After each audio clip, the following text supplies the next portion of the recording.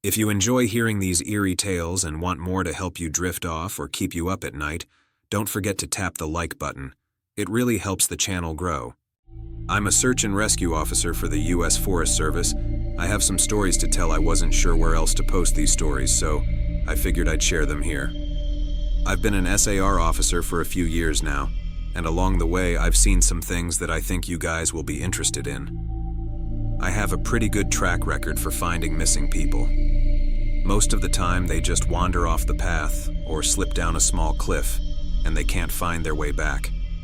The majority of them have heard the old stay where you are thing, and they don't wander far. But I've had 2 cases where that didn't happen. Both bother me a lot, and I use them as motivation to search even harder on the missing persons cases I get called on. The first was a little boy who was out berry picking with his parents. He and his sister were together, and both of them went missing around the same time. Their parents lost sight of them for a few seconds, and in that time both the kids apparently wandered off. When their parents couldn't find them, they called us, and we came out to search the area. We found the daughter pretty quickly, and when we asked where her brother was, she told us that he'd been taken away by the bear man.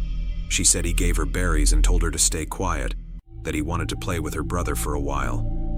The last she saw of her brother, he was riding on the shoulders of the bear man and seemed calm. Of course, our first thought was abduction, but we never found a trace of another human being in that area. The little girl was also insistent that he wasn't a normal man, but that he was tall and covered in hair, like a bear, and that he had a weird face.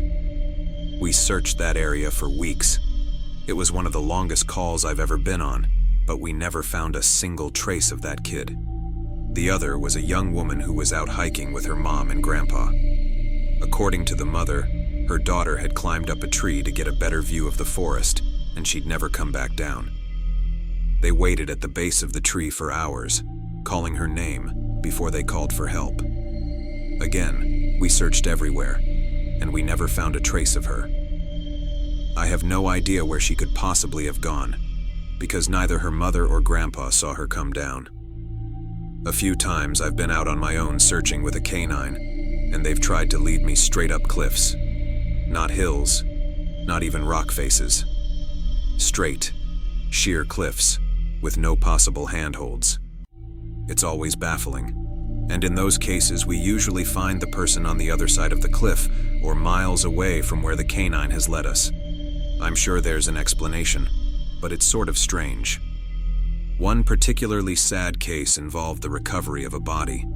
A 9-year-old girl fell down an embankment and got impaled on a dead tree at the base. It was a complete freak accident, but I'll never forget the sound her mother made when we told her what had happened.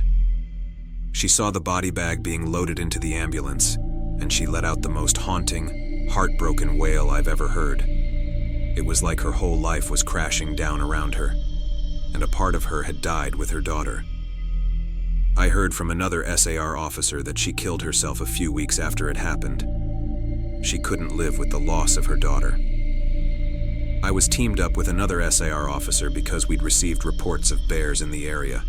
We were looking for a guy who hadn't come home from a climbing trip when he was supposed to, and we ended up having to do some serious climbing to get to where we figured he'd be. We found him trapped in a small crevasse with a broken leg. It was not pleasant. He'd been there for almost 2 days, and his leg was very obviously infected. We were able to get him into a chopper, and I heard from one of the EMTs that the guy was absolutely inconsolable. He kept talking about how he'd been doing fine, and when he'd gotten to the top, a man had been there. He said the guy had no climbing equipment, and he was wearing a parka and ski pants. He walked up to the guy, and when the guy turned around, he said he had no face.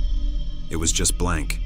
He freaked out and ended up trying to get off the mountain too fast, which is why he'd fallen. He said he could hear the guy all night, climbing down the mountain and letting out these horrible muffled screams. That story bothered the hell out of me. I'm glad I wasn't there to hear it.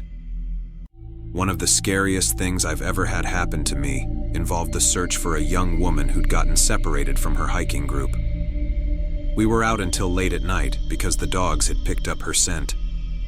When we found her, She was curled up under a large rotted log. She was missing her shoes and pack, and she was clearly in shock. She didn't have any injuries, and we were able to get her to walk with us back to base ops. Along the way, she kept looking behind us and asking us why that big man with black eyes was following us. We couldn't see anyone, so we just wrote it off as some weird symptom of shock. But the closer we got to base, the more agitated this woman got. She kept asking me to tell him to stop making faces at her. At one point, she stopped and turned around and started yelling into the forest, saying that she wanted him to leave her alone. She wasn't going to go with him, she said, and she wouldn't give us to him. We finally got her to keep moving, but we started hearing these weird noises coming from all around us. It was almost like coughing, but more rhythmic and deeper. It was almost insect-like. I don't really know how else to describe it. When we were within sight of base ops, the woman turns to me, and her eyes are about as wide as I can imagine a human could open them. She touches my shoulder and says, "He says to tell you to speed up. He doesn't like looking at the scar on your neck." I have a very small scar on the base of my neck, but it's mostly hidden under my collar, and I have no idea how this woman saw it. Right after she says it, I hear that weird coughing right in my ear, and I just about jumped out of my skin. I hustled her to ops, trying not to show how freaked out I was, but I have to say I was really happy when we left the area that night. This is the last one I'll tell, and it's probably the weirdest story I have. Now, I don't know if this is true in every SAR unit, but in mine, it's sort of an unspoken, regular thing we run into. You can try asking about it with other SAR officers, but even if they know what you're talking about, they probably won't say anything about it. We've been told not to talk about it by our superiors, and at this point, we've all gotten so used to it that it doesn't even seem weird anymore. On just about every case where we're really far into the wilderness, I'm talking 30 or 40 miles, at some point we'll find a staircase in the middle of the woods. It's almost like if you took the stairs in your house, cut them out, and put them in the forest. I asked about it the first time I saw some, and the other officer just told me not to worry about it, that it was normal. Everyone I asked said the same thing. I wanted to go check them out, but I was told very emphatically that I should never go near any of them. I just sort of ignore them now when I run into them because it happens so frequently. I have a lot more stories, and I suppose if anyone's interested, I'll tell some of them tomorrow. If anyone has any theories about the stairs, or if you've seen them too, let me know.